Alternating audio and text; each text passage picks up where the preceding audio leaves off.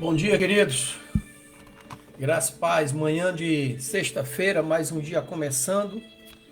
Manhã do dia 18 de agosto, de outubro. Já passamos na metade do mês de outubro, graças a Deus.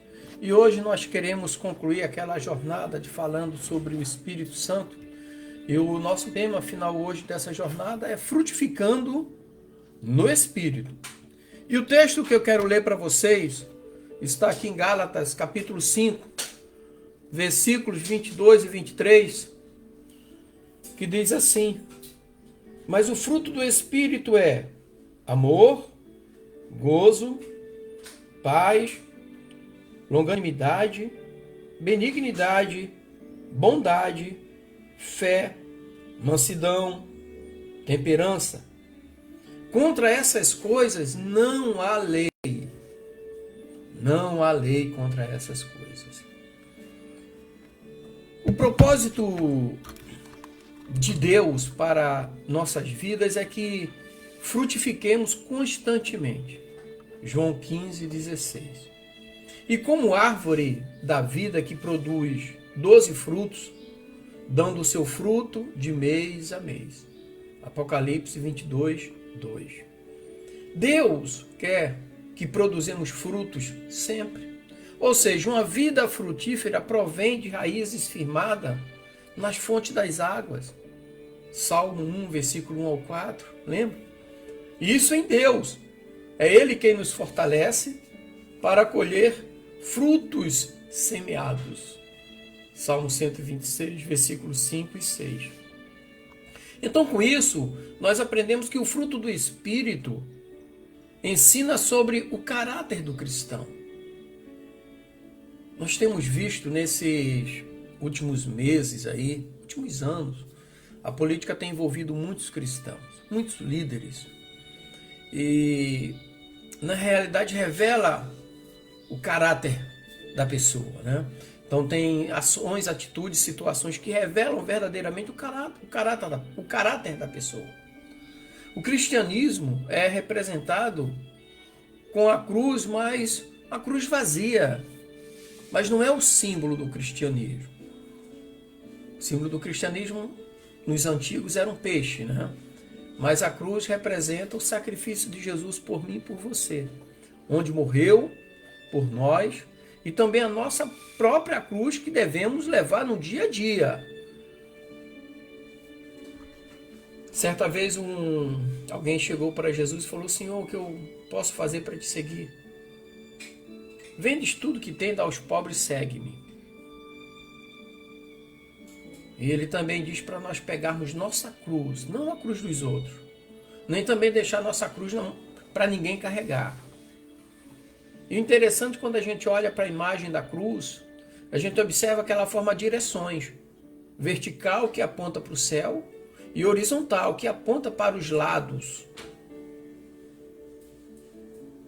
Aponta para o Deus em cima, apontando, e o horizontal, o homem. Amar a Deus sobre todas as coisas e o teu próximo como a ti mesmo. E no meio está você. Você está no meio da cruz, simbolizando o teu relacionamento com Deus e com o teu próximo e consigo mesmo. E como nesses dias, nos dias de hoje, século 21, tantas coisas acontecendo à nossa volta, como frutificar espiritualmente? É exatamente sobre isso que eu quero refletir com você nessa manhã. Como frutificar espiritualmente? Então vamos refletir através de algumas características que nós encontramos na Bíblia sobre a frutificação espiritual. O fruto no sentido vertical, você para com Deus, aí nós temos amor, alegria e paz. Então as três primeiras características do fruto do Espírito dizem respeito ao relacionamento com Deus vertical. Somente Deus pode ensinar sobre o verdadeiro amor, tanto quanto a alegria e paz permanente só podem ser concedidas por Deus. A paz que excede todo entendimento humano é a paz que vem de Deus. O amor que vem de Deus, ele amou o mundo de tal maneira que deu seu único filho. Então o amor aqui é o maior mandamento. E eu gosto no que o Evangelho de Marcos traz no capítulo 12, versículo 30 e 31, que diz assim: amarás, pois, o teu Deus de todo o teu coração, de toda a tua alma, de todo o teu entendimento e de toda a tua força. E o segundo é: amarás o teu próximo como a ti mesmo. Não há outro mandamento maior do que este. Então o amor é o maior mandamento e o maior dom, também de acordo com 1 Coríntios 13, 2. A essência do próprio Deus é amor. 1 João 4, versículo 8. E é somente através do amor de Deus que somos capacitados a amar o próximo, amar o nosso próximo. Assim estaremos vivenciando esse verdadeiro amor. E a alegria é a força para viver. As melhores decisões devem ser tomadas em alegria. Tomar decisão de cabeça quente, coração amargurado, não dá certo. Neemias 8,10 diz assim: e disse-lhe mais: ide, comei carnes gordas, tomai bebidas doces e enviai porções aos que não têm nada preparado para si, porque este dia é consagrado ao nosso Senhor. Portanto, não vos entristeçais, porque a alegria do Senhor é a nossa força. A alegria é o que nos fortalece para viver. Sem alegria ficamos desanimados e fracos. O mundo propõe muitas alegrias passageiras, mas quem serve a Deus através de Jesus tem uma alegria que não passa. João 16, versículo 22. Mas a tristeza, sim, é passageira quando buscamos ao Senhor. Lembre-se que o choro pode durar uma noite, mas a alegria vem ao amanhecer. E a paz? A paz é a tranquilidade que nós temos em Cristo Jesus.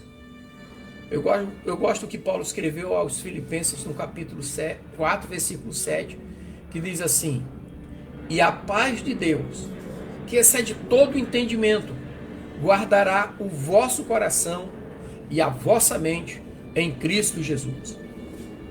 Então a paz que Deus nos dá é superior àquela paz passageira, que é a paz deste mundo, de acordo com João 14, versículo 27. Então a paz do mundo, na sua maioria, ela é superficial, de acordo com Jeremias 16, 14. E sem buscar a Deus, não é possível viver essa paz plena e constante. Isaías 57, 21. O fruto, no sentido horizontal, agora, esse fruto horizontal é para com o próximo, com o teu próximo, que é a longanimidade, benignidade e bondade. Então, o segundo grupo, com 3 características do fruto do Espírito, se reflete ao relacionamento com o teu próximo, no sentido horizontal. E assim você completa a cruz que nos ensina sobre o nosso relacionamento com Deus e o próximo. Primeiro é longanimidade. Longo ânimo. Longanimidade significa longo ânimo. Ter ânimo longo, ou seja, paciência. Romanos 12, 12 diz assim: regozijai-vos na esperança, sede pacientes na tribulação, na oração perseverante. Deus permite que pessoas nos ensinem a ter o fruto da paciência. Romanos 15, 1. E estas situações e pessoas nos treinam para ter o fruto da paciência, que precisa ser exercido a cada dia. Senão esse fruto morre. Tem pessoas que pedem paciência e Deus dá uma situação para ele ter paciência e ele não consegue identificar. O outro fruto aqui, no sentido horizontal, é a benignidade. O que é isso? Querer o bem para as pessoas. Benignidade é querer o bem para as pessoas. O bem que você dá, você recebe de volta. O amor que você dá, você recebe de volta. A paz que você dá, você recebe de volta. Então, Efésios, capítulo 4, versículo 32, diz assim: antes sedes uns para com os outros, benignos, compassivos, perdoando-vos uns aos outros, como também Deus em Cristo vos perdoou. Então a benignidade também é aprendida no convívio com as pessoas. Ser benigno é o contrário de ter malícia, de ser maldoso. Você já conviveu com pessoas maldosas? Eu também já convivi e convivo ainda. Essas pessoas estão sempre ao nosso redor, se aproximam de você por interesses, e quando você não serve mais, eles te descartam. Tem pessoas assim ao nosso meio. Então nós precisamos aprender a desejar o bem para o nosso próximo sem julgar se a pessoa merece ou não. Porque o bem que você dá, você recebe de volta. Às vezes eu sei que a pessoa se aproxima só por interesse, mas não tem problema. Você está fazendo a sua parte. É isso que você está fazendo. A paz que você oferece, você recebe de volta. E atrelado a isso aqui, nós temos a bondade. Fazer o bem às pessoas, benignidade e bondade. Tiago 4,17 nos diz: portanto, aquele que sabe que deve fazer o bem e o não faz, nisso está pecando. Sabe? Então, se a benignidade é o querer o bem, a bondade já é o realizar o bem. Então, fazer o bem para as pessoas também só pode ser praticado em relação ao nosso próximo. E isso não é uma opção, e sim um dever do cristão. E o texto diz aqui em 2 Tessalonicenses 3,13 diz o seguinte: não vos canseis de fazer o bem. Não esquecer, não cansar de fazer o bem. Então nós vimos os frutos vertical, horizontal, e agora nós vamos ver o fruto no sentido central. Você para consigo mesmo, Então existe fruto, parte dos frutos, que é para nós mesmos. Que fala sobre fidelidade, mansidão e domínio próprio. Então as três últimas características do fruto do Espírito se referem ao íntimo da pessoa. São questões que a pessoa só pode tratar consigo mesmo e depois com Deus e seu próximo. Começa por você. Fidelidade. Ser fiel em sua própria consciência em tudo. Segundo livro das Crônicas, capítulo 32, versículo 1, diz assim: depois destas coisas e desta fidelidade, veio Senaqueribe, rei da Síria, entrou em Judá, acampou-se contra as cidades fortificadas e intentou apoderar-se delas. O rei Ezequias foi um exemplo de fidelidade e mesmo assim passou por perseguições, mas recebeu o livramento de Deus. Então ser fiel é algo que é muito pessoal. A fidelidade não depende das circunstâncias. Só você sabe se realmente é fiel em tudo. Tiago 4,4. Quem é fiel no pouco também será quando tiver muito. A Bíblia diz assim: ser fiel no pouco, que no muito te colocarei. Então a fidelidade, ela gera um crescimento, gera prosperidade. Hoje em dia as pessoas são infiéis aos amigos, à família, na vida conjugal, nos dízimos, oferta, em tudo. As pessoas querem dedicar pouco tempo a Deus aqui, mas querem viver a eternidade com Ele. Querem falar da palavra de Deus, mas nunca leu a Bíblia de Gênesis e Apocalipse. Outro ponto aqui é a mansidão. É a pessoa ser manso e calmo. O que é isso? Não ser briguento, birrento. Mateus 5,5 diz assim: bem-aventurados mansos, porque herdarão a terra. A mansidão é uma característica de temperamento que deve ser tratada em todo cristão. Jesus disse que nosso padrão deve ser Ele. E precisamos aprender a ser manso como o próprio Cristo. Eu comentei aqui, acho que ontem, eu quando era mais jovem, eu era muito briguento. Eu falo para minha esposa, para a Rosana, eu falo: olha, quando eu era mais novo, eu era briguento.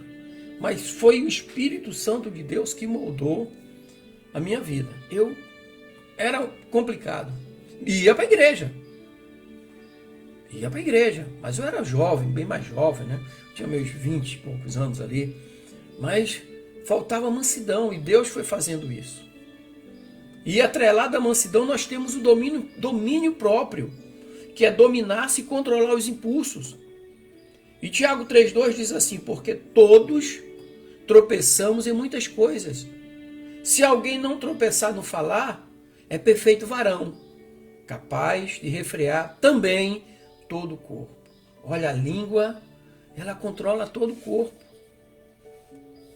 Então o ser humano, ele consegue dominar feras, subir aos céus e descer ao profundo dos mares, mas não consegue dominar a si mesmo. 2 Timóteo 3,2. E muitas pessoas querem dominar os outros e se tornam indomáveis. Um homem ou mulher de Deus precisa aprender a dominar-se. Eu gosto do que Tito 1,8 nos mostra, nós precisamos nos dominar e vencer o domínio do pecado, Romanos 6,14. Busque ser frutífero consigo mesmo. E por fim eu quero concluir, João 15,8, Evangelho de João capítulo 15, versículo 8 nos diz: nisto é glorificado meu Pai, em que deis muito fruto, assim vos tornarei meus discípulos. Então o fruto do Espírito nos ensina a ter uma vida frutífera, começando com Deus, amor, alegria e paz. Depois de você, para com o próximo, longanimidade, benignidade e bondade. E então você para consigo mesmo, fidelidade, mansidão e domínio próprio. A fruta representa algo agradável e que não faz mal algum. Então isso significa que tanto Deus como as pessoas ao nosso redor e nós mesmos podemos ter o prazer de desfrutar o fruto do Espírito Santo. Que o Espírito Santo te capacite a frutificar-se. Em nome de Jesus. Deus abençoe, queridos. Graça e paz.